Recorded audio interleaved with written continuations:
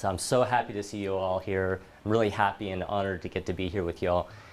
And I'm confident that by the time every one of you goes to lunch, you'll have a bunch of new and different techniques and tools to use to help you to fill your practice up and keep it full. And really, my intention is to help you put your practice on autopilot so you don't have to think about it much at all. I guess I should probably introduce myself a little bit more for those of you who haven't been in any of my classes before. I've been in practice for, I think this is my 16th year now here in the Bay Area. The first 10 years I worked in San Francisco at California Pacific Medical Center in the orthopedics department, as well as a bunch of physical therapy clinics, and out here in Oakland and Berkeley in a couple of physical therapy clinics as well. And then for the last 6 years, I've worked over the hill in Lafayette with my own practice where I didn't have to have the physical therapy music blaring in the background. And it took me until the last 5 years to get what I'd say is a full practice. And for me, a full practice means if someone were to call me today and ask to get an appointment, it would take them 2 to 3 weeks to get an appointment with me. And so it took me 10 or 11 years to even figure out how to get to that point.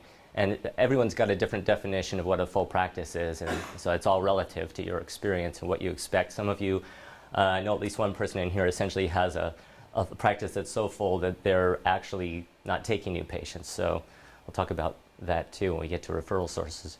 But in addition to practicing here in the Bay Area, I also started a software company that some of you may have heard of called Trigram Software. We make a program called Accubase. And Accubase, we have about 2,000 users, mostly acupuncturists, who use the software to do practice management, to run their offices, their inventory, print out super bills, and deal with workers' comp and all of that. And through the process of 10 years or so of working with Trigram and Accubase, I got to know quite a lot about the way that people practice in the United States. I got to talk to acupuncturists and chiropractors and other practitioners from all over the country. And it was really interesting to get to have that experience. You know, how many of you work in your own offices by yourself, no other practitioners around you?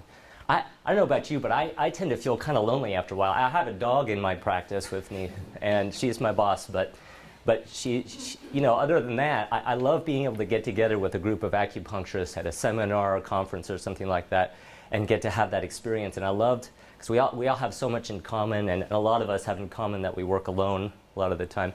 And so doing Trigram was a great treat too, because I got to talk to acupuncturists all over the place in little tiny towns and in big cities. And what was interesting is we all seem to have some common things, common issues, and common desires in our practice.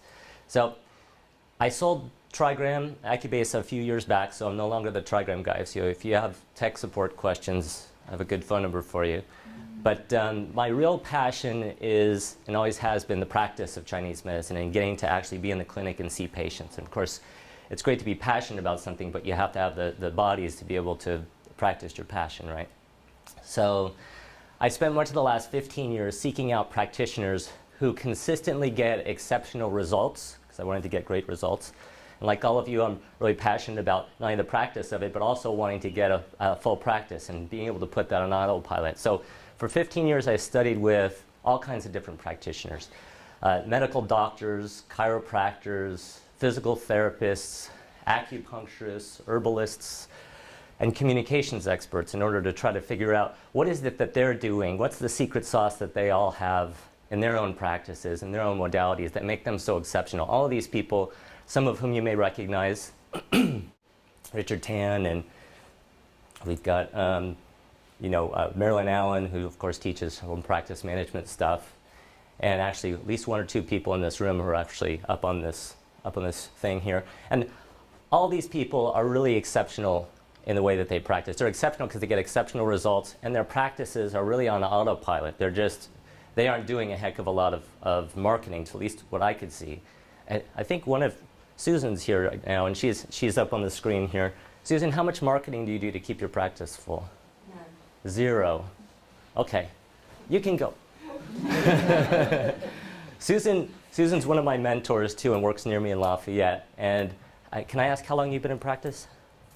30 years. 30 years. Okay. So I'm guessing if I were to ask Susan or any of these other people how it is that they filled their practices up, they would probably tell you that over the years of seeing patients and doing a good job with patients, that patients got results and they referred their friends and family, right? And if you talk to Richard Tan or Machiocha or any of these people, they're all going to say results speak. So even if you have a terrible personality, you're still going to, if you get results, you'll have people coming in. Well, so I try to imitate what it is that they do and their special modalities and their special ways of treating patients. And I had some levels of success. And I have a whole other course that several of you have been to on nonverbal medical communication, where we talk about the actual practice level of what these people all have in common, the nonverbal aspects of how they really get people to come back. But this course is more about how they put their patients and their whole practice on autopilot so that they don't have to think, like Susan, about marketing at all. It just happens and the practice is consistently full. And so that's my intention for all of you, is to get to show you that model. As it turned out, I thought if I could imitate these people, I would just be good enough and I would be able to get patients. But as it turns out, even though all of them tell you that if you just treat your patients well, you're going to have a full practice, it turns out that there actually is an underlying model to all of this stuff that they may not even be consciously aware of. And it's that model that I hope to share with all of you today. Not only that, but beyond the model itself, there are certain rules within that model. And we'll cover those rules as well. Now, I'm going to start with a few assumptions here.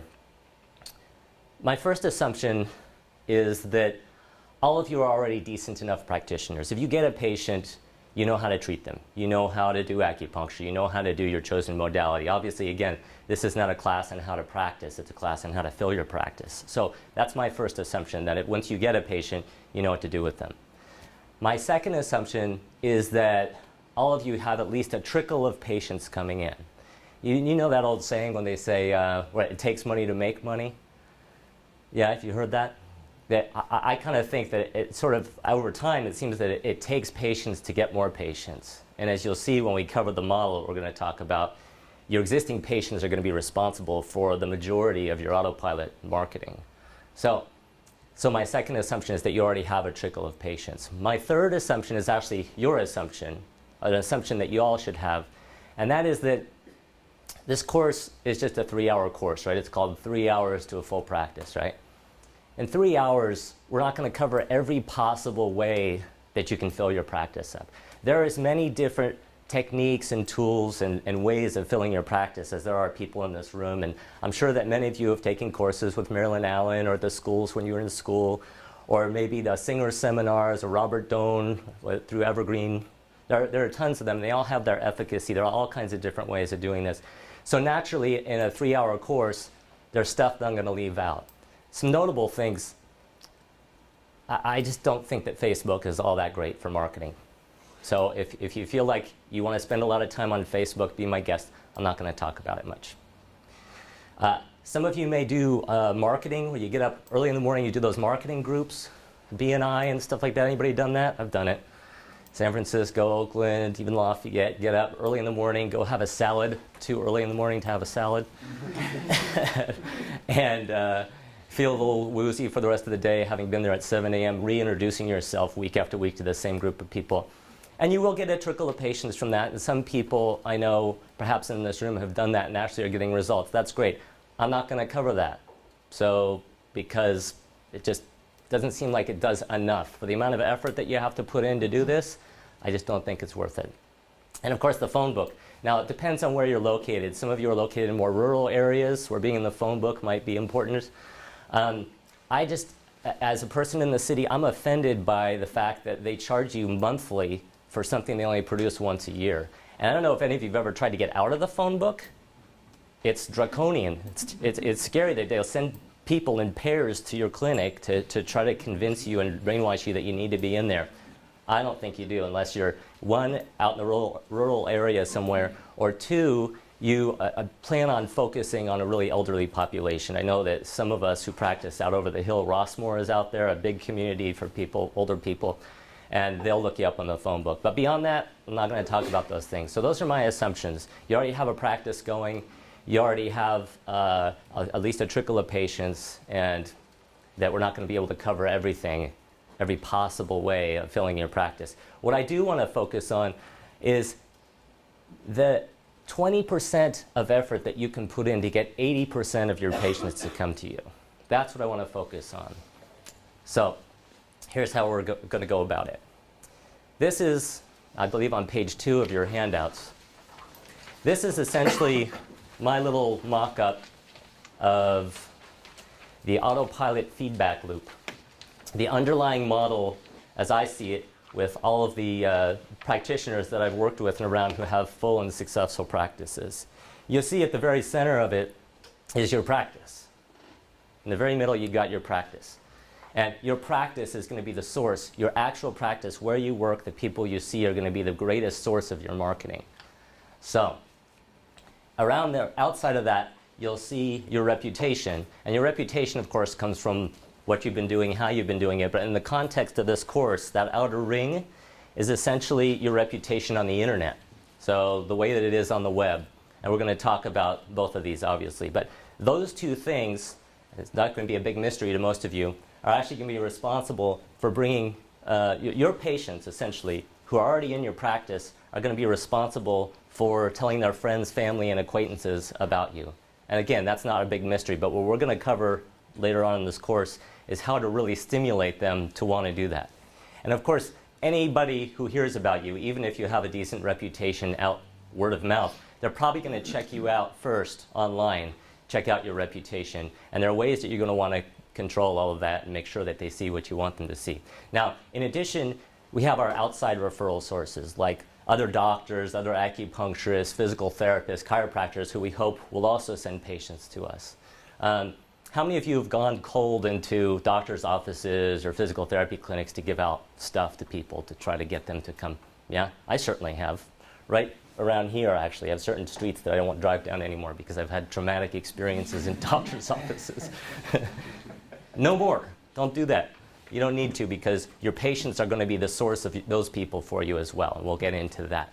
And of course, even if your patients tell you about who they see and who they like, and those people refer people to you, those people are also going to probably check out your reputation before they allow themselves to lie on your table and have you stick sharp objects into them. So that whole loop is essentially the whole thing. It looks like, at first glance, I was zipping through the PowerPoints the other day, and I was like, oh, a uterus. I'd prefer you to think about it as a circulatory system. That the center of that circulatory system is your heart. I had to put that in there to remind myself not to go there. That's kind of gross, so I'm going to get rid of that. A beating heart early in the morning, especially for a vegetarian. So how are we going to go about learning all this? Now, all of this, I said, has rules behind it. The rules, we're gonna sprinkle out throughout the course today, all of those different rules. And those rules are actually on page 3, I believe, of your handouts too. But no need to even look over them now. They're just there for your reference as we go through the course. So here's how we're going to go about actually going over that model, how to implement it consciously, because people who are successful already have that implemented. They just don't know it consciously. How to consciously implement that system and understand the rules that underlie it. And if nothing else in this course, if you remember that, and you get at least one new patient because of remembering that, you've already paid for the time that you're going to spend here this morning. So it'll be worth your while. So here's how we're going to go about it. Here's our agenda for the day, for the morning, I should say. Used to teaching an all-day class. First off, we're going to talk about goals. And if you don't have goals set, and I mean written down, and I don't just mean on January 1st, I mean, written down and repeatedly gone over and returned to, none of this stuff's going to matter. And we'll talk about the significance of that and give you some tools that you can use to get your goals straight. From there, we'll get into that outer ring that you saw on the uterus there. I mean, on the on the beating heart, the outer soft ring, that reputation and the web stuff and stuff that you can do. I'm assuming, how many of you already have websites? Okay. How many of you use Yelp or some other reputation management thing, and you have that up? Okay, or some people written on that. Okay, great. So we're also going to get into that. And as part of that, there are a few different things we're going to talk about. One is what you actually need to have bare bones minimum on your website and through Yelp. 2 is Yelp and the reputation management. The third is, even if you do all of that, you're actually going to need to show up on the web. So you can have all that stuff in place, but someone searches you and you're on page 5 with your the 5th Google page with your results. And so for that, I actually have our first guest speaker, Brooks Wiley, who is going to get up, and he's the one who helped me to get my practice up to the first page of Google. And he's going to spend some time teaching you at least the basics of SEO, search engine optimization. There's material here, and there's also material I'm going to email you after class that I just didn't want to kill too many trees with these handouts. So we're in Berkeley after all, right? So I'll email that stuff to you later, but Brooks is going to get up here at that point and talk to you as well. From there, we're going to get more into the inner circle there, the inner part of that model, and in the inside, what you can do inside your clinic, both in the environment and in your interactions with your patients, to stimulate them to tell everybody else about you. And as part of that, we're also going to have them stimulating you. You're going to be stimulating them to also give you those outside referrals, the chiropractors and other practitioners who are going to refer people to you. Now, we're going to cover a lot in this 3 hours. So at the very end, I'll go over some strategies so that you can integrate appropriately what we're doing in this room into your practices and gradually build it into the way that you're working. All right. Now, a few logistical things here. Handouts. Everybody's got handouts. The handouts cover what we're talking about today for the most part. We'll be referring to them frequently, but there's also more there than you actually need. We're actually going to cover a bunch of stuff, but there's actually more in there than you're going to need for the purposes of the 3 hours that you're here. Again, there are also other handouts that were too chunky and big and colorful for me to print and put into your packet, so I'm going to email them to you after the course as well. And action items. So if you look at the first page of your handouts, that first page says action items on it. And what I'd like you to do is tear that first page off and just put it next to you, because all of you have different experiences in your practices. Some of you have been in practice for just a couple of years, some of you for 30 years. And so the things that we're going to talk about today, for some of you, nearly everything we say is going to be, wow, I really need to do that. And for others, it may be just a few things that you think, oh, I really should try to implement that in my own practice. This sheet is for you to write down those things as you go through the course that you really feel like you want to try to adopt. And some of the things I'm going to actually have you write on there, so that by the end of the course, though we've covered a lot of material, you'll have specifically what it is that you need in order to get your practice filling up. So, all good. All right, so I guess we should jump in. Now I've done a long intro here. Any questions thus far about what we're covering? Great. So, some of you have been in the other course that I teach know about this study that was done at Yale years ago. I believe it was in the 50s. They collected all of this information about the people who were in a couple of the classes from 1955 to 60, I believe it was. And their goal was, over time, say 20 or 30 years, to try to figure out the most successful people financially, what it is that they all had in common that they did, so that they could model that and try to figure out what it was and what they could replicate. And so over the years, they kept doing these surveys of these classes of graduates from Yale, undergrads. And over time, you know, some people rose to the top financially. There was a group of people that, you know, 5% or fewer, who would always be the ones who made the most money, had the most success, et cetera. But they couldn't really figure out what was it that they did that made them so successful. And in the 80s, they finally started figuring it out. And it was very simple. The people who set goals and repeatedly revised those goals as they reached them or as they had to deal with them were the people who made up the top half of 1% financially. Half of 1% made more money than all of the other 99.5% combined of all the people in those 5 years of classes at Yale. And the only thing they really had in common that they could figure out is that they all set goals and set goals repeatedly. How many of you set goals on a regular basis for your practice? And not just on January 1st. Yeah. Writing them down is really important. There are all kinds of studies on this. In fact, there are a couple of people that I've studied a lot about, Richard Bandler and John Grinder, who some of you may have heard of, who were at UC Santa Cruz in the 70s. And what they were doing was they were modeling a few healthcare practitioners. These healthcare practitioners were mostly therapists. Virginia Satir, who was the second one? The hypnotist, Milton Erickson, and the guy who did Gestalt therapy, Fritz Perls. And these 3 people, among just a small handful of others, were the ones who seemed to get the best results with their patients as well. And they tried to model out what it is that they're doing that was really exceptional. And they modeled all that stuff out, and what they came up with is what's now called the field of NLP, or neuro-linguistic programming. And it's spread out to business and all kinds of other areas. But when it came to successful people, they found that effective people, the most effective people, had a few things in common. The first thing that they had in common is that they knew precisely what they wanted. They would write down their goals, they knew what their goals were, and not just their goals, but the context of them, where, when, with whom they wanted those things.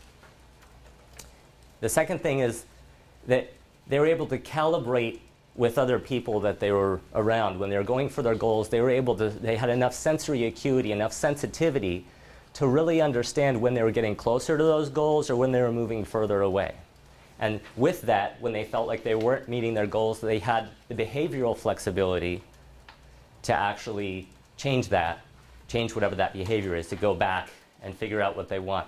Now, we live near Silicon Valley, so we know, we constantly hear about all kinds of startups, and they seem to just blow up on the scene, right? And all of a sudden, somebody's very rich. Well, if you look into the background, I'll say of 99% of those who seem to just pop up, what you'll find is that they labored over a long period of time, and what they ended up with, that ended up turning into their big idea, wasn't their first idea. It kept changing, they kept resetting the goals, they kept pivoting, is what they call it in the nerd world, the world of VCs and all of that. They pivoted each time they found something that wasn't working, or they found other ways of addressing it, other ways of dealing with it. And if you look into the background of nearly any successful company, they started off doing one thing, and it actually pivoted when they realized that their idea was almost right, but not quite. So they kept resetting their goals. And so that's what we need to do as well. We need to set our goals right up front at the beginning. Now, in your handouts, I'm not going to ask you to set your goals right here and now in this short course, but in your handouts, I believe, what page are we on here? Page 6.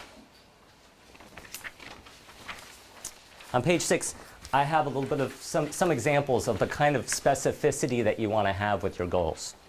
How much you want to gross, how much you want to net, how many hours you want to work, and what days. And be very specific as you can about this stuff. Now, doing this, of course, is going to require that you know what your expenses are, right? So on the next page, I have a sample expense calculator. And how many of you ever order supplies from the supply center down in LA? Yeah? You may want to jot down on that page that's got the sample monthly personal expenses. That's page 7. Thesupplycenter.com with the in it. They have a free personal expense calculator too that'll actually calculate a lot of this stuff for you. And that little spreadsheet comes from their site as well. So obviously you're going to need to suss all this stuff out. But anybody who tries starting a practice without figuring out your cost per patient and what your expenses are first isn't going to go very far. If you have been working for a long time, some amount of time and your practice isn't filling up or you're not making ends meet, you're going to need to go through this process. But I recommend it to anybody who's either done it for 5 years or 20 to keep doing this and keep revising it. I go through this process 2 to 4 times a year, very formally, to figure it out and then set new goals all the time. And I'm often pleasantly surprised. How many of you make yearly goals, general goals, not just clinical goals, say on your birthday or New Year's or something like that? Have you ever written those goals down and kind of put them away and then come back a couple of years later and been kind of pleasantly surprised that you actually hit a few of them? Maybe that's just me. I don't know. It's pretty powerful what happens. Now, Bandler and Grinder, who I showed you earlier, they actually fleshed out their whole goal, their whole what they call well-formed outcomes, the way to get what you like, to get what you want, very formally and with a lot more structure. And on page 5, I actually have a sort of summary of that. And those of you who have been in my other course have been through a couple of hours of talking about this. But if you were to web search well-formed outcomes or well-formedness conditions on the internet, you'll find a lot of ways to really drill down on your goals. And how many of you have ever seen that movie, The Secret, or heard of that book, The Secret? Yeah, it's kind of a woo-woo version of this. This is what underlies all of that. This structure is where that structure came from. So the first thing you're definitely going to need to do is go after your goals. and write those down first. And so on your action sheet there, on your action items, nearly all of you should be writing down, go through the goals process first. That's the absolute most important thing to do after this class. In fact, if that's the only thing you do, absolutely essential, the most important thing you can do. How many of you have ever heard of the Pareto principle? Yeah? Several of you? Probably a lot of you have heard of it, you just didn't know it was called that. So in the late 1800s, early 1900s, there was a guy, a professor in a Swiss university. I believe he was actually an Italian guy, Vilfredo Pareto. And he was a professor of economics. And he was trying to figure out an economic problem, and he started seeing a pattern, and that pattern was that 80% of the land in Italy, I believe it was in Italy he was studying, was owned by 80% or more of the land he was looking at was owned by 20% or fewer of the population. And as he started looking and broadening this, he saw that 80%, that 80-20 rule is pretty common. In fact, it's pretty spread out. And now I'm sure, how many of you have heard of the 80-20 rule before? Yeah? So basically, the 80-20 rule states that 80% of effects come from, 80% or more of effects come from 20% or fewer of the actual causes. And you can see this all over the place. How many of you knew that 80% of the beer consumed in the world is consumed by under 20% of the beer drinkers? I'm assuming that's how he lost his teeth.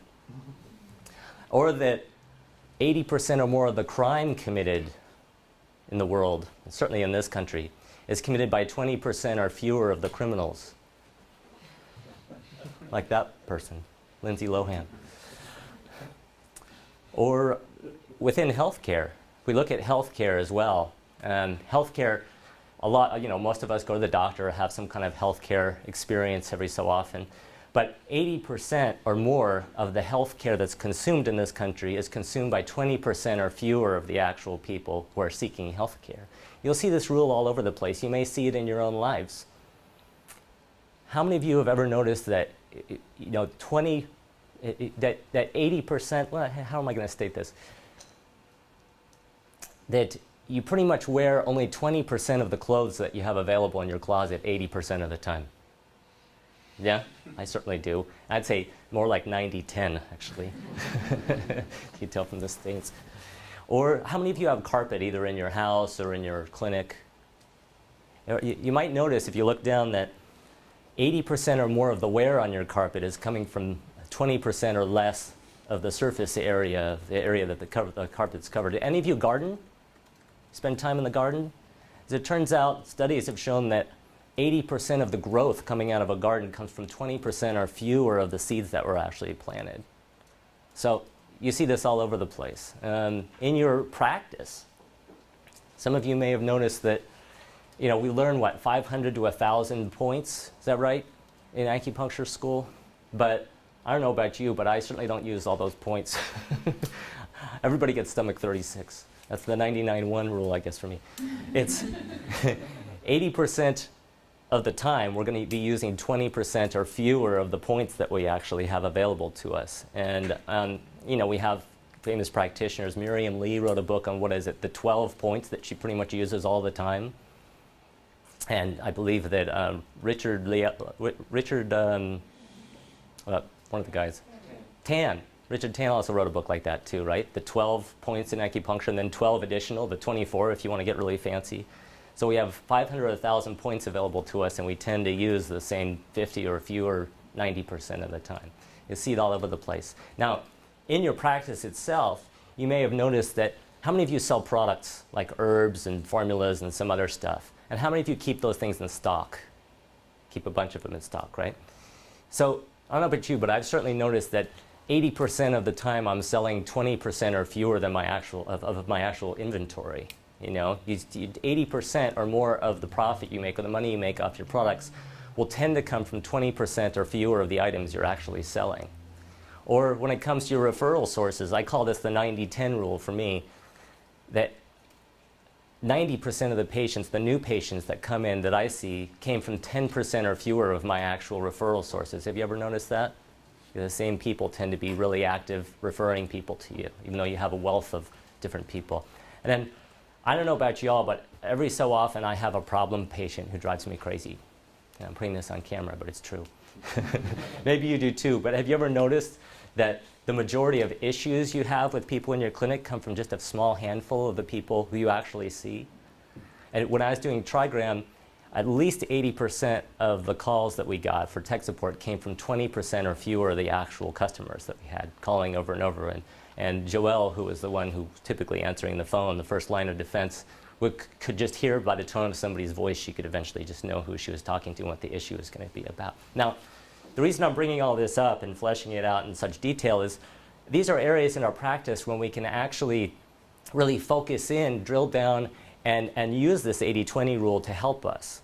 For instance, with products, if we know that 20% of our products are actually responsible for 80% of our income from products, why are we going to keep ordering 5 of the random formula for hemorrhoids? Or why keep ordering the stuff that you don't really need to keep on your shelf? You know it's comfortable to have it there, but no need to keep ordering it when you can just have it drop shipped or something like that. So I'd suggest you drill down on the products that are really important to you, and that might be something you want to put on your action sheet too. Use this 80-20 rule to check out your products and see which ones are really important, which ones do you really need to keep in stock, and which ones can you stock more of because you know you're going to sell more of those. When it comes to referral sources, how many of you send out cards to people, like birthday cards, or maybe Christmas time you send out a holiday card to all of your patients and stuff like that? Just a few of us, I certainly do. I had a database over 10 or 15 years of, a few thousand at least patients, and so I'd spend a ton of money sending all of them these Christmas cards and stuff, and really never hearing from anybody, just, a picture of my dog going out in the mail.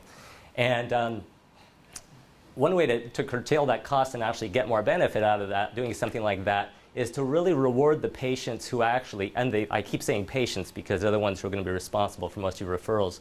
Reward your referral sources who reward you. Find the ones that are the 20% or fewer that are responsible for the 80% or more in a given year of your patients. And really focus in on those people rather than sending something out to everybody. Find out who those people are. Occasionally, think of all the different kinds of rewards that you can give to them. An occasional free treatment or specific newsletters, anything that you can do. Rather than spreading it out over your whole patient population or everybody you've ever seen, focus in on those ones who are actually responsible for you continuing to be in business. And the same goes for problem patients. I suggested this in another course down in LA a couple of months ago. I said, fire the people who drive you nuts. Even if your practice isn't full, there's something really energetically liberating about that. I had a patient who's a doctor. I don't know about y'all, but I find that doctors are MDs are some of the most difficult patients for me. They tend to be a lot more high maintenance in my experience. That's just my experience. And I had one who I needed to fire. She wanted me to clear the clinic out every time she was there. Even I have 3 rooms that I work out of. And she wanted me to give her a discount, and she wanted me to spend 2 hours with her. And each time she'd come in, even though I tried to do that once, it was just too much. So I told her, you know what? I'm not the right practitioner for you. You need to find somebody else. And of course, how many of you have ever done that? Do you ever find, like I do, that then they want to come in even more? And you have to say no. There's something, and we'll talk about this when we talk about the law of scarcity too, there's something about setting a boundary that actually brings more energy into your clinic, and you're going to have to go on faith if you don't have a lot of patients. But when I did this in LA, and I said, you got to fire those patients that are responsible for 80% of your grief, somebody in the back said, you can't fire a patient. How do you afford firing a patient? And absolutely you have to. And if you have just one opportunity to do so, I suggest you take it so that you can see and experience what good happens from that. Now, I believe in your packets there, I also talk about the Pareto principle, the 80-20 rule, and that would be on page 8. And so I kind of summarize what I'm talking about here, right there, and give you some ideas. But again, on your action sheet, I would suggest that you look at this page 8 after the course and think about other areas of your practice, your referral sources, your products, your problem, your issues that you tend to have. It doesn't have to be an issue with a person. It could be an issue with a certain work comp billing company. It could be an issue with a certain insurance company that you have to deal with a lot. Don't work with them anymore, or do something that actually makes a shift so that you can focus on the 20% of your practice that actually creates 80% of your business. Now, whether or not patients come from other patients or patients come from referral sources in this model here, what you'll notice in that model is that nearly all of them come through that ring.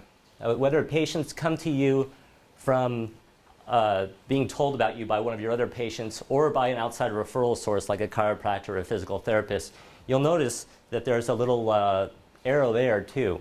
That nearly everybody who hears about you, however they hear about you, they're going to go through probably checking you out on the internet, on Google or something. How many of you have ever Googled yourself? Yeah? Anybody surprised by what they found? I didn't have a website until just a few years ago. I've been in practice for some time, and as a nerd myself, I just really had no excuse. But I thought, oh, yeah, people don't find me through the internet. Well, eventually I found out why they didn't find me through the internet. When I was first dating what's now my wife, the person who's now my wife, she loves the internet. And I came home one day and she had Googled me, which is always scary. And apparently there's another Jason Luban in the world. I was very surprised to find out. And this Jason Luban, I believe at the time, was in his late 20s, had dropped out of school, and really believes that marijuana should be legal. So if someone were to Google me and be interested in possibly coming in to see me, what they'd find out is that I think liberalization of marijuana is really important, that I don't think it's important to go to college, that I have a MySpace page with a bunch of tweaker music and pictures of me without my clothes on, and another Jason Luban. I mean, who would have thought?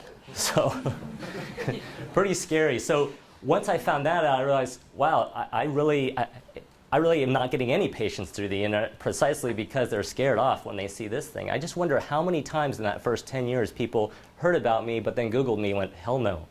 So I needed to take control of my own reputation, and we all need to do that. And I suggest all of you who haven't done it, even if you have, and you might want to write this one down too on your first sheet there, to Google yourself and find out what happens in the first 3 pages or 4 pages. Find out if there's another person with your name out there. Eventually, I had a trickle of people coming in spite of my views on, or my alter ego's view on marijuana liberalization. A few people would come in anyway and ask me questions that they found on the internet, like how long had I lived in Germany? Apparently 10 years ago, when I was dating, or more, when I was dating a German woman, I'd put up a post on a bulletin board about what it's like to work in Germany as an acupuncturist. I had totally forgotten that, but apparently people know a lot about you when they check you out on the web. I needed to take control of that. So I did one of the first 3 things that I'm going to suggest that you all must have, and that is create a website, right? And a lot of you already have a website. I say a decent website because it doesn't have to be perfect. You just need something up there that has certain minimal elements to it. And if you look at page 9 and 10 in the handouts that I've given you, even if you have a website, on that page you tore out, your action items, I'd suggest you write down that compare your website to the suggestions, not only here on these 2 pages, but the ones that Brooke's about to bring up as well. Now, you'll notice that there are some things that are definitely not in the suggestions. These are just the bare bones suggestions of what you really must have on your site. And you'll notice on that page as well, there's some extra credit for adding a few things, and if you go to the next page, you'll find some things that we suggest you don't necessarily need to have. My website, if you were to look at it, it's kind of embarrassing. I'll say it's Lamarinda Acupuncture, or actually, is that what it is? LamarindaAcupuncture.com. You can see how well versed I am. And you'll see that it's pretty crappy. I did it myself on my Macintosh, and you'll see one of the not recommended things is to use iWeb or a Google Instant stuff to create your stuff, and Brooks might tell you why. But I'd done it myself. I thought it was pretty cool.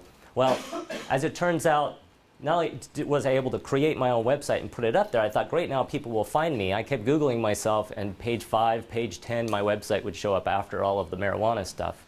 So in addition to creating a website and I'd say putting yourself on Yelp, which is another thing that if you haven't done it yourself, just write down yelp.com on your action items and check that out, is the third item that you really need to know about is you have to make sure that what you actually put out there into the world actually shows up. You want to be able to manage your own reputation on the internet. And in order to do that, I tried doing it myself, blogging and putting out a lot of information in different sources, places all over the web, and trying to direct people to my website, but it still wasn't showing up. Until I met one of my referral sources, actually. She's a massage therapist named Kelly who works out in Walnut Creek. Now, if you were to Google massage Walnut Creek, California, you'll find a ton of reputable and possibly not so reputable different things showing up on the internet in a certain order. And Kelly, starting out as a massage therapist out there, had a lot of competition and no real way of getting people outside of word of mouth to come in. And suddenly her business was booming. And as it turned out, what she'd done is hired a search engine optimizer, and I hadn't really heard that, an SEO, to come in and look at what she'd had in her website and otherwise, and really get her site and her information that she wanted people to know about to show up at the top. And so I was kind of impressed by that, but I thought, I'm a nerd, I can do it myself. So I started researching and tried to figure it out. I was wrong. I couldn't. So I ended up hiring the person that she had hired to do hers, and for very little money, he actually took my website that I created myself, kept it just as it was, but put it into a different engine called WordPress, which is on your extra credit list there, to get your website into WordPress if you can, or another, it's like a database online. And it's the way that Google looks through your stuff that'll actually bring it up to the top. As it turns out, iWeb isn't very well indexed. So Brooks, who happens to be here, was the SEO who did that for me. And now if you were to Google acupuncture Lafayette, California, my stuff comes up on the top. Even though my website is not called Lafayette Acupuncture, there is a LafayetteAcupuncture.com, but now they're below me, all based on what he did. And so rather than trying to explain it to you myself, Brooks is here, and we're really fortunate to have him here. He's actually moving to Texas next week, right? Yes. But he can do this from anywhere. And he did this for me, and I wanted him to come up here and share with you some of the things that he can do and to really get, and you can do yourselves to really get your lead generation, to get you to look on the web the way that you actually want to look on the web, so people find what you want them to see. So without further ado, I want to bring Brooks up here, and he's going to discuss this with you now. Yeah, I want to thank Jason, first of all, for inviting me and allowing me to be included in this presentation to help you guys build your business through online marketing. I wanted to first go over just some statistics that I have on these two infographics. Infographics are kind of a cool thing now, and just a neat way to demonstrate how people are finding you. Just 86% of all online users search to find local businesses.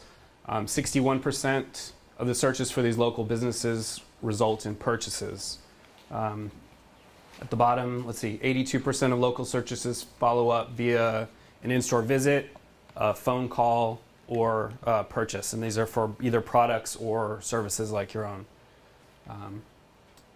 Does a business's website influence, does it influence people to engage? 55% of people say some influence, 28% say a great deal of influence. So the bottom line is that 83% of people say that your website, your online reputation will affect their decision to come to your practice. Who gets the Google traffic? What JC kept saying, the top of Google. This means when somebody searches for acupuncture Berkeley, acupuncture Lafayette, acupuncture Santa Rosa, the people that get the most traffic, the most visitors to their sites, are 60% of that traffic is going to be from the first three sites, the first three listings on the top of the search engines. And then mobile is another thing that I won't quite touch on a lot today, but we all know that everybody's on their phones. People are using their phones a lot to search for products and services online. And one of the things I'll mention about your website is important, that there are certain types of websites and certain elements on websites that people, if the website is done in a certain programming language, that people won't be able to see it if they're using especially an iPhone. And in our area, those are, there's just so many people have iPhones. So that's pretty important. And then the last one, I'll just skip that. It's for more social media stuff. And Google also recently came up with a report that I encourage you to look up and download and read. It's called the Zero Moment of Truth, or ZMOT. Basically, the premise is that the old way of marketing and advertising were the first moment of truth was people saw advertising. They either looked you up in the phone book, or people saw radio ads or heard radio ads, saw TV ads, and then the first moment of truth, the second moment of truth was they actually came to your business and experienced the product or the service. What the zero moment of truth now is that people, like what Jason mentioned, is that people are searching online for you before they come and see you. Whether they were referred to you or whether they have a problem and they're searching like, I need to lose weight, or I know that I think I need an acupuncturist, so I'm going to look for acupuncturist in Berkeley or Santa Rosa or San Francisco.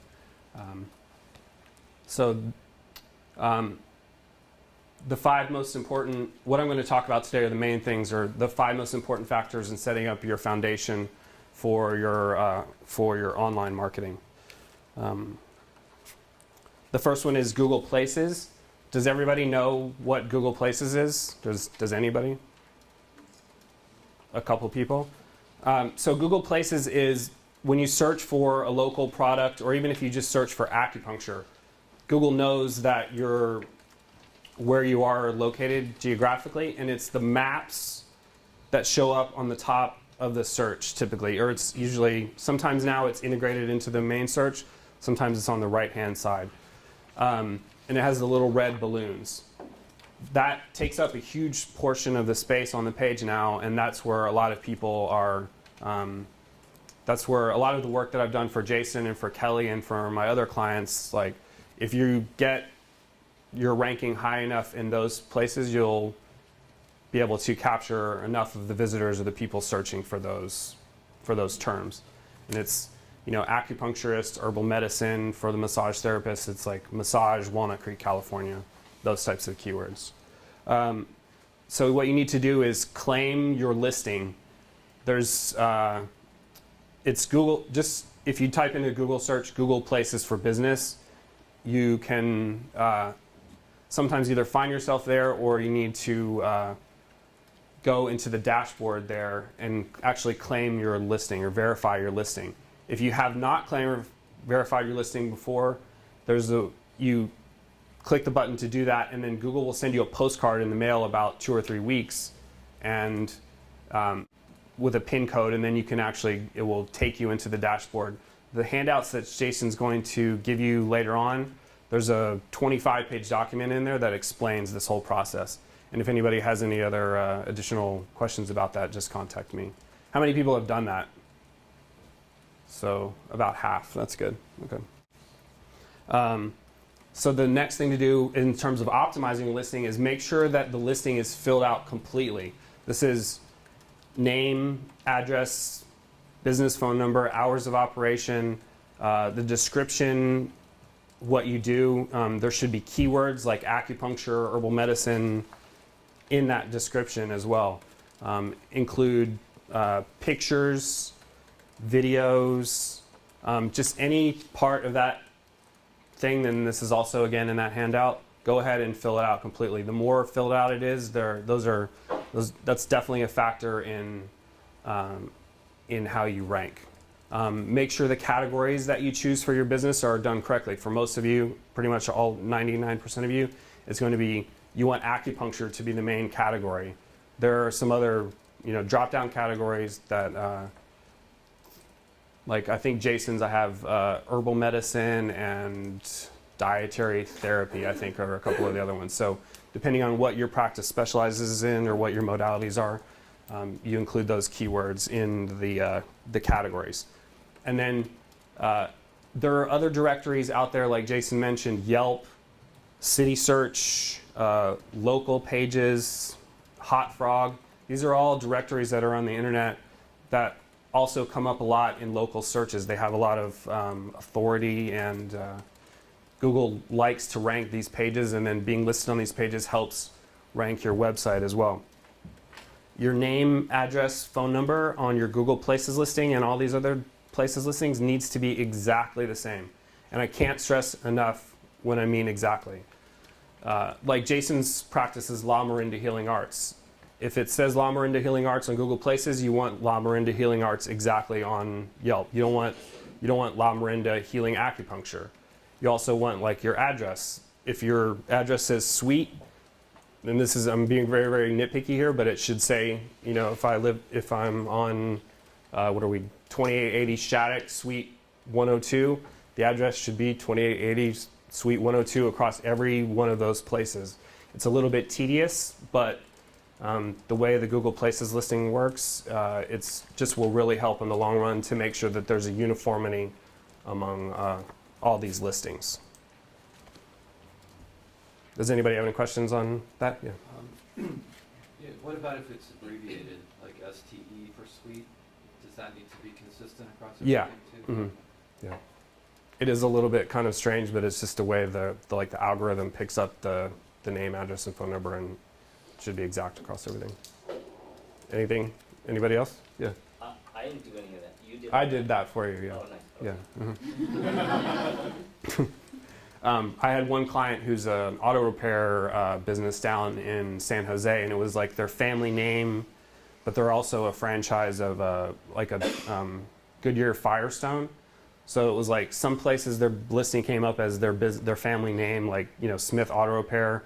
Sometimes it was like Smith Auto Repair, Firestone, Bridgestone, and it was all over the place, different thing, and it just took a lot of work to, and they weren't being found. And it takes a lot of really tedious work to go through all of these listings and change, or, you know, log into each one, change it, and it's so the more you do that up front, the better off you'll be in the long run. And again, it will help with the bottom line is to help the Google Places ranking get up to the top, to get your site and your listing in front of more potential clients and prospects. The other thing is to make sure your on-site search engine optimization is done correctly. This means for your actual website. And what I mean, does anybody know what a title tag is on their website? Okay, like three people. A title tag is basically code that tells Google what each page on your website is about. If you're using Internet Explorer, I believe it's the blue, you know, in your browser, it's the blue line at the top. On Firefox, it's the gray line at the top, and then on Chrome, it's like a little tiny thing at the bottom. It's like what most people have on their website. It says home or La Marinda Healing Arts or something like that. You should have the keyword that you're trying to rank for in the title tag of each page. So instead of saying home Joe's Acupuncture on the title tag, it should say Acupuncture Lafayette, California, Acupuncture Berkeley, California. Or if there are any additional keywords that your practice specializes in, that's really important because it tells the search engine, again, this is what your website is about. Your website is not about Joe's Acupuncture, because if somebody searches Joe's Acupuncture, chances are they're going to find you. If somebody wants to search Lafayette Acupuncture, you need to have Google needs to know what your website is about. And so that's really important. Also, Jason mentioned in the handout, if your website has Flash programming, did you have a question? Yeah, about the title tag. Yeah. Going back. I still don't understand what a title tag is and how we change. It's something that if you have like a WordPress website or some type of content management website, you can change it yourself. Or if you have a website person that did it, I would ask that person to do it. Do you have, what kind of website? Did you have somebody develop the website for you? Yeah. Can you make changes to it yourself, or do you know how to? In my case, it's a website that I'm renting, so to speak. Okay. I'm paying a monthly fee. I can make changes to the content, but not the structure and format. Okay. So. It's probably a little bit more technical than I can explain right here. If you'd like to call me, I'll spend 10 minutes, or like I mentioned and Jason said, I'll spend 25 to 30 minutes with anybody here that wants to do that. If I can try and help you change that, that's something I can do in 5 minutes. I'll do that for you. Did you? Okay. Another thing, like Jason mentioned, if you have if your website has some crazy introduction or moving pictures or dancing bears or Flash website, please get rid of it. I saw we had a veterinary we did some direct mail to veterinarians, and there was this website down in Southern California, and it was like this little dancing, it was dinosaurs that went like, then they bounced. Like, clients don't want to see that stuff on your website. You have like 2 to 3 seconds to capture their attention and to find out if they, if you're going to be able to solve their problems, and all of that stuff just distracts from it. Music, the same thing. If like I will just leave a website if I turn on my computer and there's music that pops up from somebody's website. So the point of your website is not to soothe your ego or to make you feel good. Branding is a good part of your website, one of the purposes of your website, but they should be immediately attracted to, can you solve their problems, or what benefits can you provide, and all of those other things are distractions. And then also the name, address, phone number in the footer or somewhere on the page, again, like it is in Google Places. The name, address, phone number in the footer on every page of the website as well. And I think like on Jason's, we have, if you service like a general area, like Contra Costa County for Jason, we have Lafayette, Moraga, Orinda, Walnut Creek. I think just having those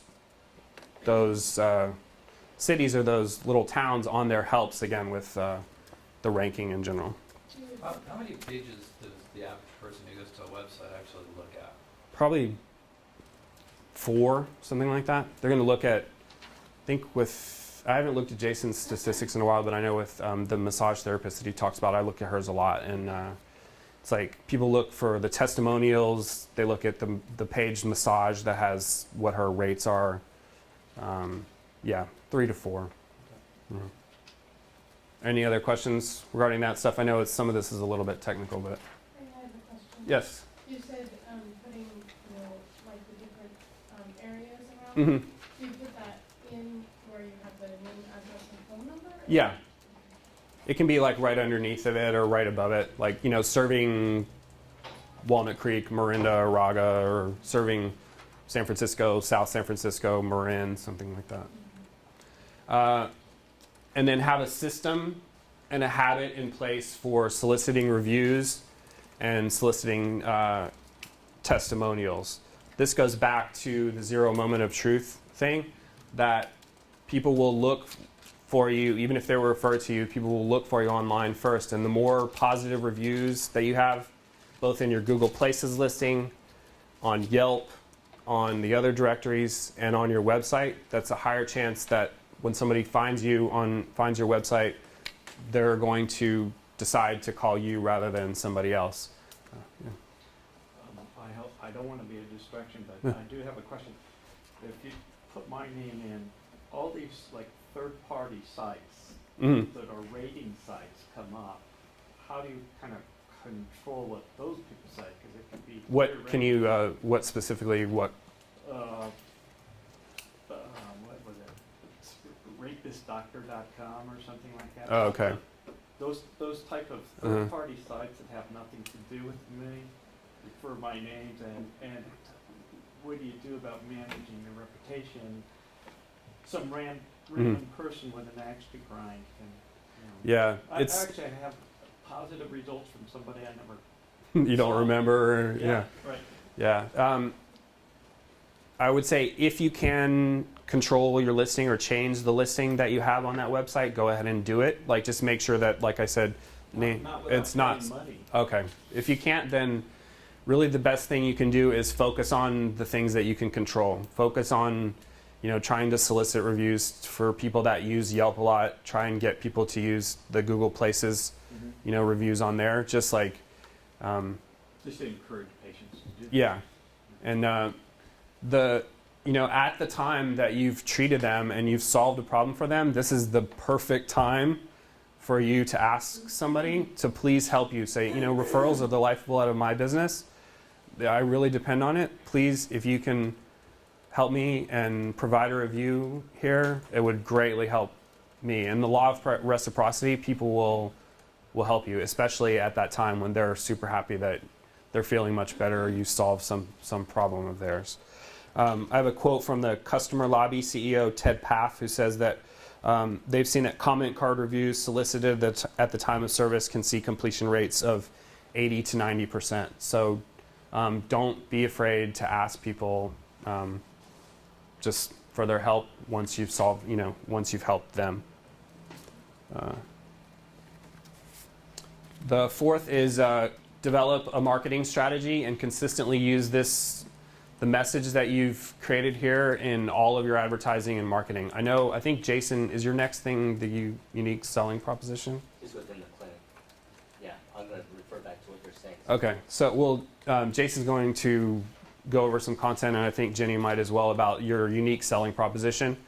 And that's basically just come up with how are you unique and communicate this in your website, communicate it on any whether you're emailing, newsletters, things like that. How long you've been in business does not make you unique. That you need to communicate clearly what problems you solve for people and what benefits you provide. This is really important in your website content, that all of these things, like what your credentials are important in establishing trust and that you've been in business for a long time. But again, most people don't really care how long you've been in business. They want to know, can you solve the problem that they're looking to solve? And then if you can solve that problem, what benefit will happen to them when you solve that problem? This is, I'm guessing people use acupuncture to lose weight, stop smoking, lessen pain, stop headaches. I mean, those are many examples of things that you should really clearly communicate about what you do on your website, as opposed to who you are or something like how long you've been in business. And again, the core message, the strategy, and the idea is that really speak to the benefits and how you can solve their problems.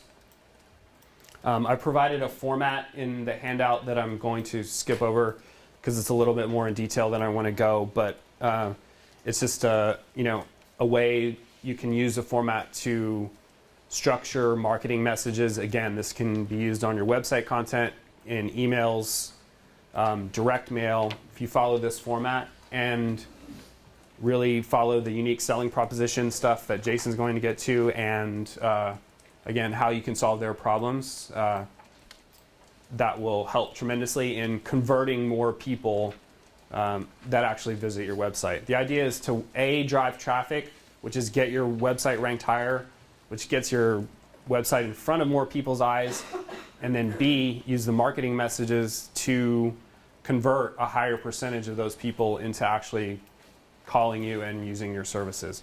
And then that will snowball into what Jason talks about, is that once you get them in there, you solve their problems, then you start doing this, the referral sources, those sorts of things. And after a while, this kind of grows organically and snowballs into building your practice. And then the last thing is use your website and blog for creating content. These are, can be in the form of articles or videos. And again, if you need ideas for content, think about, again, what are the problems that you solve? If you want to see some ideas, Jason's website, which is LaMarindaAcupuncture.com, his is a great example of using articles and content that shows up on it's in his blog and website, and then shows up on his, we have a little widget that makes it show up on the front page of his website, which keeps it continuously updated in the eyes of the search engine, and again, that helps with ranking. And then they don't need to be, you don't need to write a treatise every month. It can be like, 2 to 4 articles a month, and it can be 200 to 300 words, just a couple paragraphs. And you can even use, like, if you wanted to, if you see somebody else's article that they've written, you can what's called curate that article. Like, you don't, just copy and paste their whole article, but you can comment on it, 1 or 2 paragraphs, link to their article, comment on it, and just use that. It's a quick and easy way to provide content. So I think those are the 5 just important factors in establishing, these are a foundation for the search engine marketing and your local online marketing. There are some other advanced things that we can do, like paid ads, and there's some other ways to improve your rankings. But these 5 things will, if you do these 5 things, you'll be ahead of 90% of your competitors, and these are a great foundation. I think that's it. Any questions, you guys? What do you think of autoresponders to gather email? I think those are great. Yeah. Autoresponders are, I'm sorry, Jenny, one sec. Autoresponders are, it's like a form, a pre-done form on the front of your website that oftentimes people will offer a report, like, what are the 5 things to, you should be looking for when you search for an acupuncturist, or they're basically some people offer something to entice people, put your name, your email address in, and then captures the client's name and email address, and they opt in, and now you have their email to send further either marketing materials or educational materials to them later on. That's what an autoresponder is. My question was, how do you know that you're hiring a reputable SEO person? What should you expect? That's a good question. Definitely ask a lot of questions. Look for reviews and testimonials on their website. Ask if they use any automated programs or systems to do your rankings, because a lot of times those automated systems software that people use basically spam the internet, and you don't want to use somebody like that. So I still, even though you work with me, I still don't know all what you do. This is much bigger than the 5 things. Yeah. Otherwise, I would have done that myself. How often are you in there? If you were my SEO, how often are you keeping up with doing this? For now, for you, not at all. I mean, it depends on, a lot of that depends on the market. I just did the work initially, and then it's just, oftentimes it's like, a couple months worth of work, and then you can let it go. But that really depends on the competition. Like you're just in one little small hamlet. If you were in like San Francisco or something like that, it might take additional upkeep to keep it going. So a lot of it just depends on the competition. Is the competition doing anything to counteract what we did? And in your case, they're not really. So once we kind of did the initial, 2 to 3 months worth of work, it's just on autopilot. But if somebody else, like they had somebody else working for them and people were doing additional work, then it might take maintenance or upkeep to do.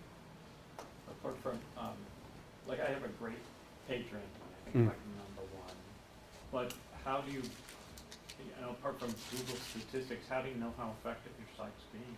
There's what's called analytics that you can sign up for through Google or WordPress, and the analytics just tells you, and Google Places, in the Google Places dashboard as well, it has like a graph that shows how many people are visiting your page, and then do they click for directions, do they click to call you, do they click to your website for more information. So it's just kind of checking that once a month or so, and seeing if it, were you getting, I think Jason was getting, I don't remember, but maybe 1 or 2 visitors a day, and just with the work we did, he might be getting 10 to 12 visitors a day or something like that.